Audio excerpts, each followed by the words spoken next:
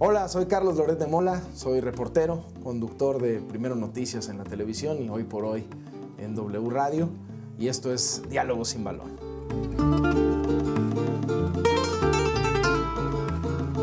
Para entrar en materia, primero te preguntaría qué tan futbolero eres, qué tanto practicaste fútbol, qué tan aficionado eres. Practiqué yo de muy joven, de muy niño, cuando estaba yo en la primaria. Jugaba yo en la selección de la escuela y era yo portero. Hasta que un buen día, faltando un par de semanas justamente para la final del México 86, para la cual mi abuelo me había regalado 2 boletos, lo cual para mí era la locura, ¿no? Jugando una cascarita en el patio de la casa, mi mejor amigo me rompió la nariz de una tijerita emulando a Manuel Negrete, y yo era el portero. Pues yo salí sin defensa, pues era mi cuate, ¿no? Y el otro estaba inspirado con Negrete, se levanta, pega la tijera, y desde luego... Una tijera fallida, arquero hábil, le quita el balón, me quedo con el balón, pero también me quedo con su taco. Me rompió la nariz y a partir de ese momento nunca fue igual. Ese arrojo que supone tiene que tener un portero, y sobre todo si eres chavito, ¿no? Que te importa poco todo, ¿no? Y ya no, ya me dio un poquito de miedo y ya dejé de jugar fútbol, y ya nada más de cuando en cuando, una vez al año, una cosa así, que se arma un torneo aquí en Televisa o algo así. Pero tuve mis 5 o 6 años en que jugaba yo fútbol diario. Pero, otra cosa, me ponía yo muy triste cuando me metí en gol. Era de una profunda decepción, casi depresiva, cuando me metí en gol. Y entonces, bueno, tenía que acercarse. Bueno, no lo vas a creer, pero el defensa central de ese equipo se convirtió en árbitro de primera división y es un gran amigo mío, se llama Francisco Chacón. Paco Chacón, que hoy es árbitro de primera división y lo ven ahí pitando, era, pues ahora sí que mi defensa central de confianza. ¿Qué tanto te gusta el fútbol? ¿Qué tan acendrada es tu pasión por el fútbol? Algo, mi afición máxima es a los toros. El béis me gusta más que el fútbol, pero pues como el béisbol es muy difícil verlo, casi tienes que ir a perseguirlo por ahí. Yo le voy a los Leones de Yucatán, faltaba más, ¿no? Te encuentras con más fútbol y me gusta bastante, me gusta muchísimo el fútbol, me gusta más el béis y los toros me vuelven loco, ¿no? Pero... Si me puedes decir rápido, bueno, no rápido, como quieras decírmelo, ¿qué tienen el béisbol o los toros que no tenga el fútbol? ¿Qué te gusta del béisbol que no tenga el fútbol? En el caso de los toros lo tengo muy claro. Yo creo toros? que en los toros la carga artística es mucho mayor al béis o al fútbol o a cualquier otro deporte en donde hay un tema de técnica, que sí, claro, de pronto ves pinceladas artísticas como... O sea, la cuestión estética. Sí, yo creo que la estética taurina me llena profundamente. ¿Te gusta más el béisbol? ¿Te gustan mucho más los toros? Sí, pero al fútbol vas de vez en cuando. Voy más al fútbol que al béis, curiosamente. Por los horarios de los partidos, particularmente. Es muy difícil, por ejemplo, el béisbol luego lo hacen entre semana en la noche. Para mí es incomplicadísimo ir cualquier día en la noche a hacer algo por los horarios del noticiero. Al estadio de los Pumas, pues voy con alguna frecuencia. Ya hasta llevé a mi hijo, ya le puse su uniforme Puma, lo estoy adoctrinando en el azul y oro.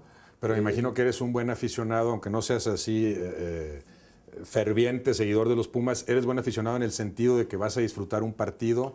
Los Pumas pierden y no sales de mal humor, ni sales enojado. No salgo deprimido, pero ciertamente si ganan los Pumas incide en mi estado de ánimo. Desde luego, me la paso mejor. ¿De veras? Sí, hombre. Pero si vas a ver a tu equipo ahí... no, hombre, incide hace mejor el una día. hora. Por eso, o sea, una hora después del partido ya te dio lo mismo. Eso, oye, es en tu siguiente actividad, si ganaron o perdieron. Así es. Porque luego viene, lo que pasa es que, por ejemplo, me gustan mucho los partidos, sobre todo los domingos, que es lo que más se me facilita. Entonces, pues regresas y el resto del domingo estás con la familia. Entonces, viene como 1 hora, 2 horas después del partido en donde estás un poco con el malestar, sobre todo si hubo oportunidad de ganar y no estás ahí con el mal sabor de boca, pero ya estás con la familia y se te olvida.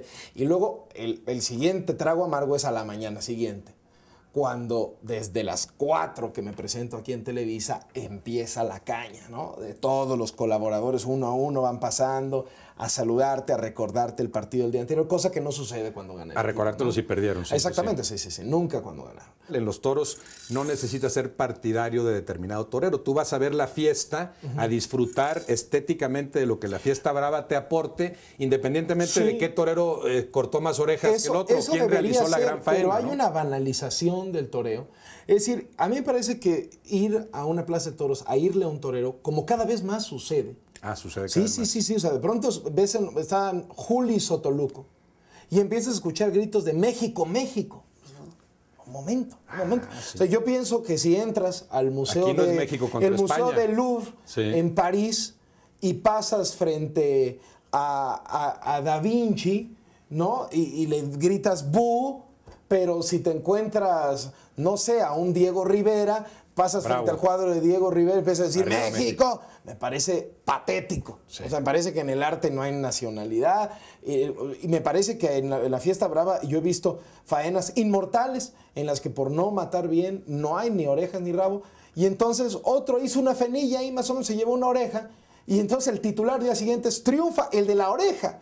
Dices, momento, ¿no? Momento. Es como si un pintor hace un cuadro gigantesco y ya por eso le gana a un Picasso de este tamaño. No. O sea, el arte no tiene medidas objetivas. Son absolutamente medidas subjetivas. Y es universal. Bueno, pero de pronto quieren encasillar. Te parece patético, pero te darás cuenta que sucede mucho de eso en el fútbol. También. Juega la selección mexicana y juega México entero. Está México juega la patria contra Estados Unidos, ya que nos gana en otros ámbitos y nos gana casi en todo y nos tiene con la bota encima. En el fútbol a ver si nos desquitamos y lamentablemente a mí me duele más que Estados Unidos le gane a la selección mexicana de fútbol que el América le gane a los Pumas. Sí.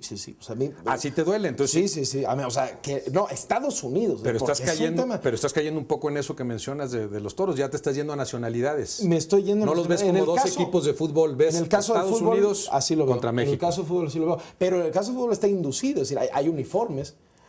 Los jugadores se llaman como el país. O sea, aquí no anuncian en los carteles de la Plaza de México España contra México. Y alinea el Juli y alinea el Sotoluco. No. Aquí son dos individuos en particular. En el fútbol sí, son unos representantes del fútbol nacional. Del fútbol, pero no del país. No. Son representantes del fútbol mexicano y representantes del fútbol norteamericano. Así es.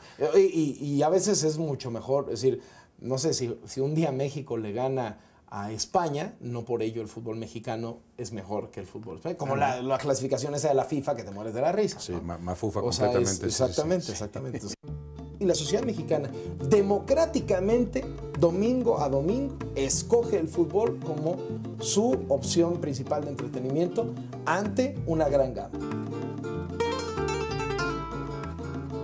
Me parece que no hay en el mundo fenómeno social que se compare al fútbol.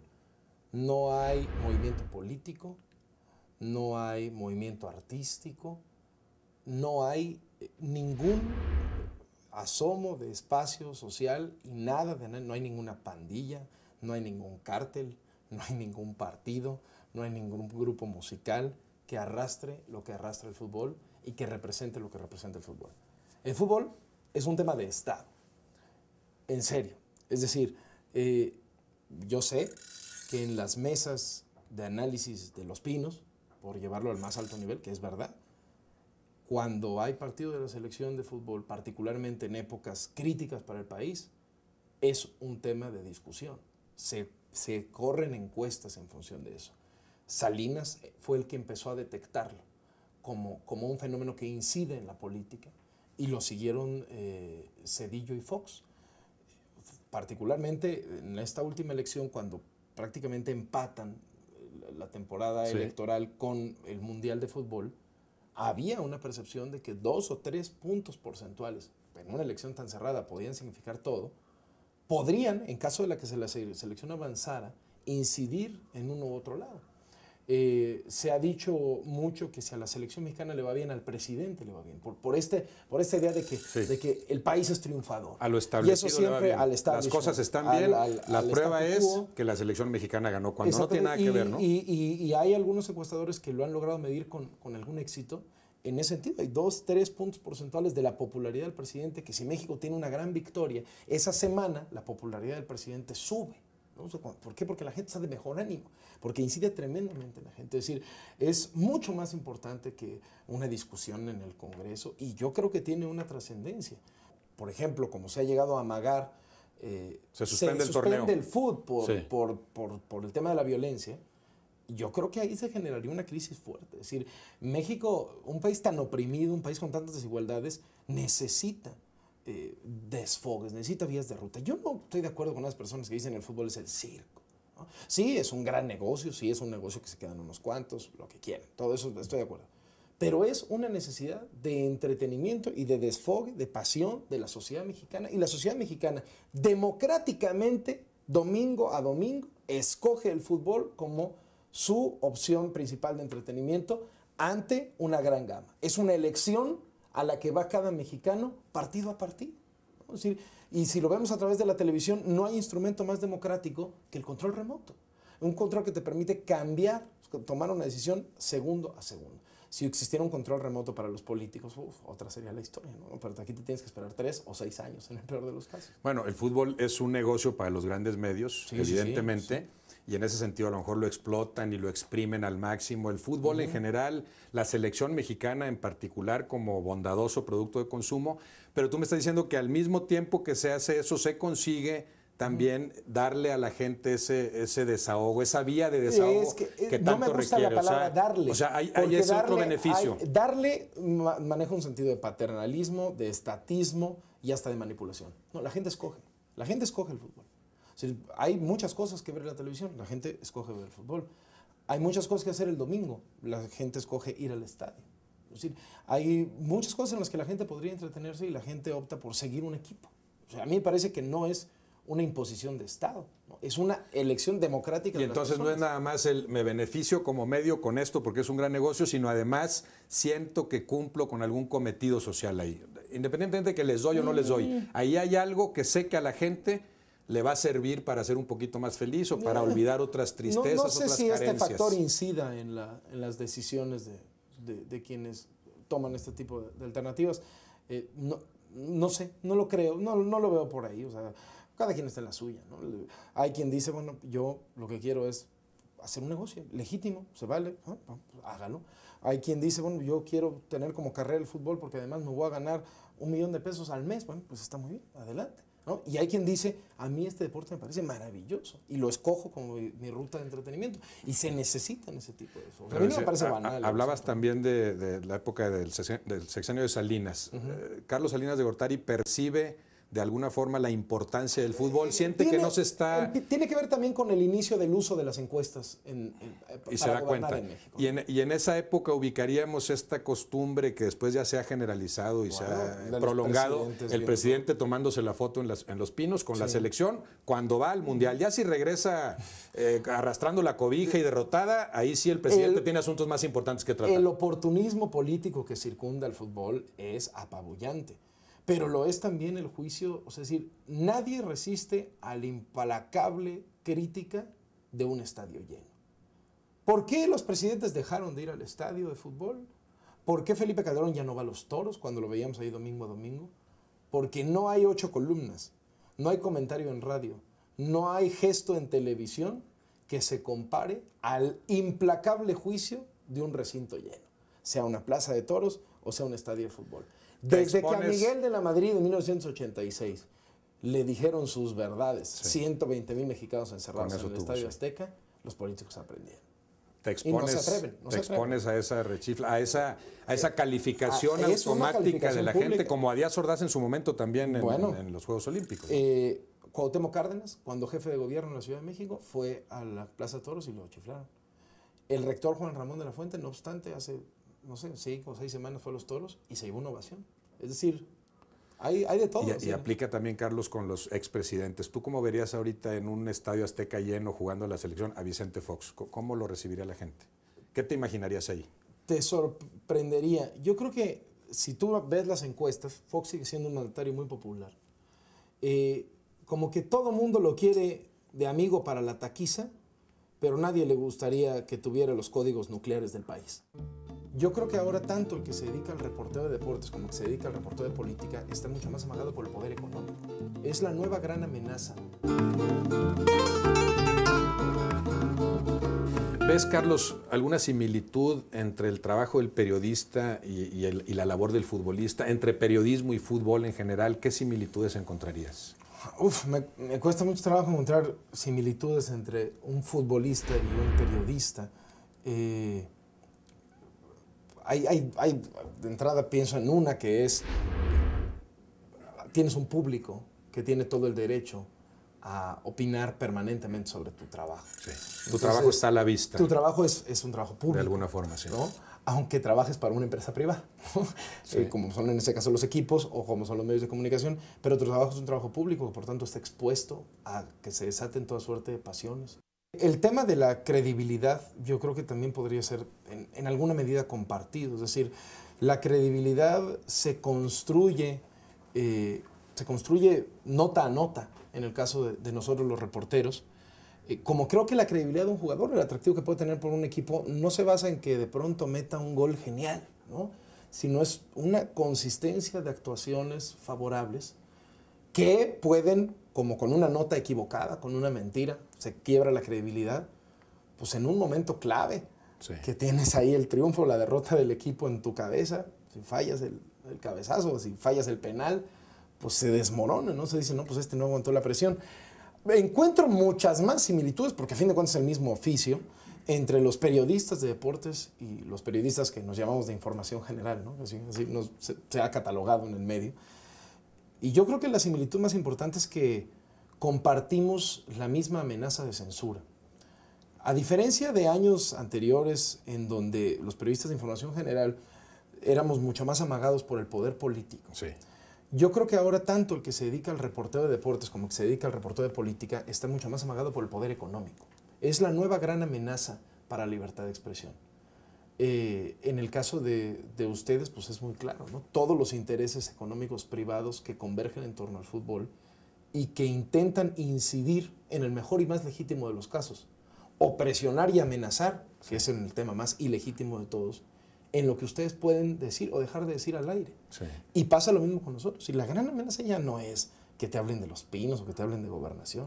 La gran amenaza es que todo aquel que compra un anuncio de 20 segundos se siente con inmunidad editorial. Entonces cree que ya puede hacer productos malos, o fabricar cosas chafas, o decir barbaridades, o meterse más allá de lo que la ley permite, porque como yo te compro publicidad, sí, entonces no vas a decir nada de mí. Te compro el comentario también. No. Te compra el silencio, sí, no te compra la impunidad editorial.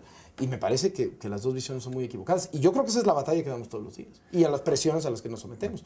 Si no es una censura obligada porque también tenemos una sociedad más vigilante. Afortunadamente tenemos una sociedad que nos presiona del otro lado y tú sabes que si hay cosas, o sea, que no te puedes guardar cosas porque la sociedad se va a dar cuenta, el público se va a dar cuenta y el que te quemas eres tú.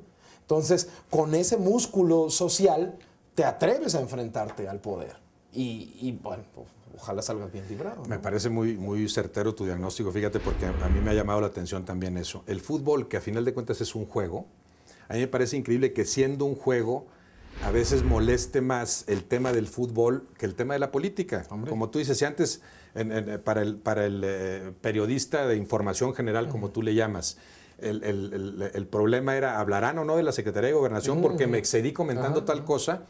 Que a nivel de fútbol se indigne más un dirigente porque hablaron mal de su equipo, sí, que un político que a lo mejor ya está más acostumbrado a que tiene la piel más dura, ¿no? A mí me parece excesivo, me parece increíble, ¿no? Porque entonces estamos olvidando que el fútbol, a final de cuentas, es un juego, pero tiene mucho que ver con lo que bien mencionas, los intereses económicos que se han metido a tal grado en el gran negocio del fútbol, ¿no? Sí. Entonces, me estás criticando. Hay gente que prefiere que le lastimes la dignidad que le lastimes el bolsillo. Eso me parece increíble, pero pasa.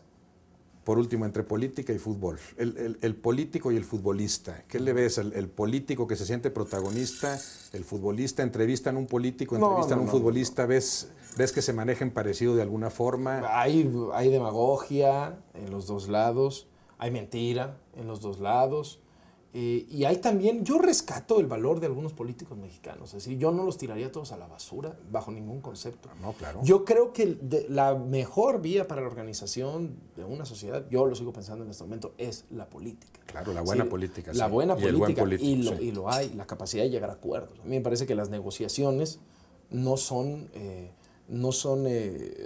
ilegítimas. el ceder posiciones a cambio de otras posiciones me parece parte del juego natural de la democracia. Claro, en el marco de la ley, ¿no? Eso es lo único. No puedes ceder impunidad a cambio de una legislación, eso nunca.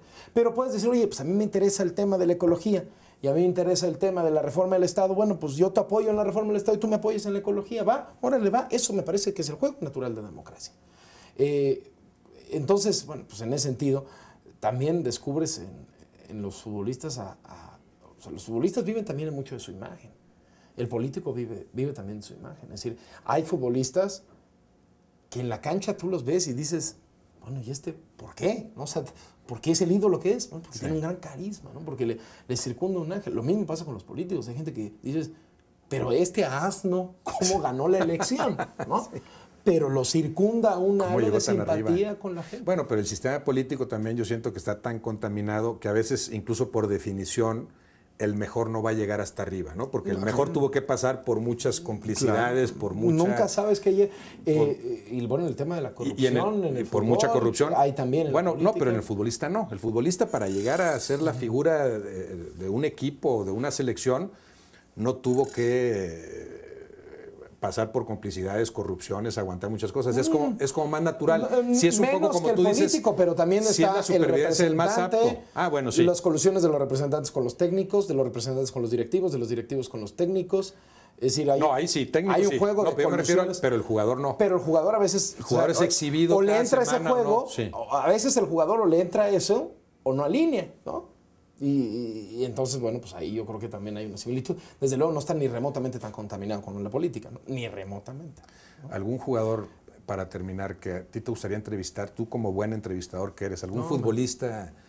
Sé que te atraerán mucho más personajes de otros ámbitos, de la política particularmente, o quizá de la farándula, ¿verdad? Sí, pero del fútbol, alguien que digas, oye, sí, me gustaría entrevistar a tal personaje del fútbol. A mí me gustaría muchísimo entrevistar a Zidane, porque su posición política en la Francia que caminaba hacia la ultraderecha, a mí me parece que toda ultra es peligrosa. Es decir, la ultraderecha es tan peligrosa como la ultraizquierda.